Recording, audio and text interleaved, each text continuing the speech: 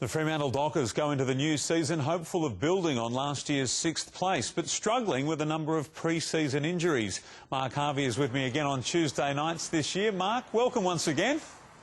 Thanks, Basil. Nice to have you back. It must be nice to be the coach in town with some job security. All the focus seems to be on your West Coast counterpart so far this year. We can only control what we do. We've got a tough draw, particularly in the first 5 rounds, so we feel fairly optimistic about what lies ahead. A lot of injuries this pre-season. Have you trained them too hard?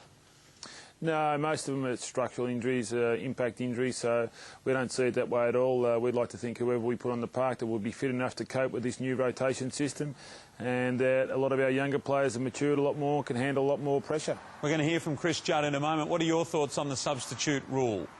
Well, I think as the weeks grow, you're going to find different things crop up on the bench. It'll be little things like a blood rule and a player being off for 10 minutes and whether you can replace him or you can't. So all those sorts of hurdles are going to present themselves. And how do you think you're going to approach it? I mean, have you got a player in mind that might be the perfect substitute type player? Yeah, well, we have, and when to play that particular card is always going to be interesting as well. So I think if your game plan's going okay, the more reluctant you're going to be to use it. So we'll see in time, though.